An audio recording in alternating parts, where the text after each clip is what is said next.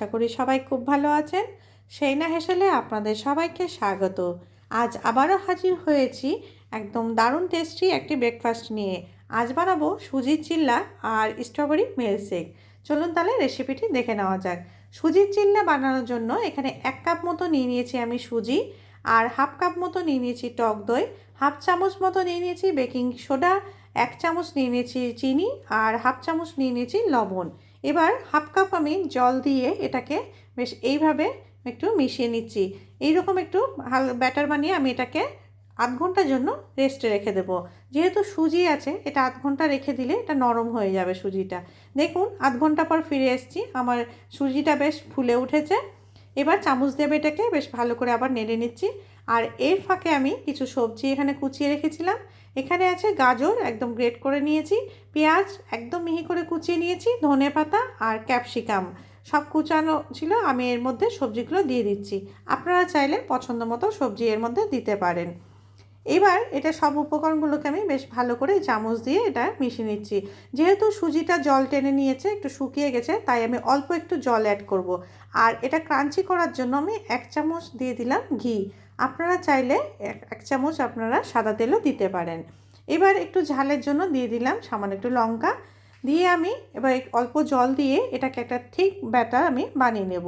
খুব বেশি এটা পাতলা কিন্তু হবে না, এইরকম ঠিক ব্যাটারটা হবে। এবার আমি তাওয়া গরম করে নিয়েছি, তাওয়াতে আমি তেল ব্রাশ করে নিচ্ছি। এই চিল্লা বানাতে গেলে একদমই তেল লাগে না, জাস্ট ব্রাশ করলেই হয়ে যায়। আমি এইভাবে তেলটা ব্রাশ করে নিলাম। এবার মাঝখানে এইরকমভাবে ব্যাটারটা আমি দিয়ে দিচ্ছি, দিয়ে চামচ দিয়ে বেশ একটা গোল শেপ করে নিচ্ছি এর মধ্যে।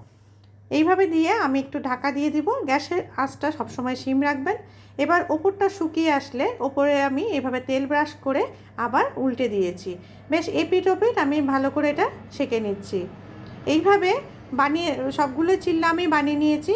এটা কিন্তু দারুণ হয় খেতে, আর একদম নরম তুলতুলে হয়ে থাকে।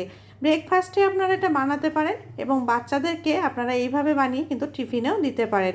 এটা অনেকক্ষণ নরম থাকবে আর খেতেও কিন্তু খুব ভালো হয় আর খুব হেলদি হয়। আমি এইভাবে সবগুলো চিল্লা বানিয়ে নিয়েছি। শীতকালে এখন তাজা সবজি পাওয়া যাচ্ছে, আপনারা এরকম ঝটপট বানিয়ে নেন এইরকম চিল্লা। এইরকম একটা ব্রেকফাস্ট বানিয়ে আপনারাও কিন্তু বাড়ির লোকেদেরকে তাক লাগিয়ে দিতে পারেন। দারুণ লাগে খেতে। আমার সব চিল্লাগুলো হয়ে গেছে বানানো। এটাকে আমি টমেটো সস আর মেয়োনিজের সাথে এটা সার্ভ করেছিলাম। দুর্দান্ত লাগে খেতে। আপনারা দেখে নিলেন, ঝটপট বানিয়ে ফেলুন। এবার চলুন মিল্কশেকটা বানানো যাক। আমি এখানে স্ট্রবেরিগুলোকে বেশ ভালো করে ধুয়ে নিয়েছি, মাথার কাজটা আমি কেটে বাদ দিয়ে দিয়েছি। এবার স্ট্রবেরিগুলোকে আমি ছোট ছোট টুকরো করে নিয়েছি। মিক্সারে নিয়ে নিয়েছি 1 গ্লাস মতো দুধটা আমি আগে ফুটিয়ে ঠান্ডা করে নিয়েছিলাম।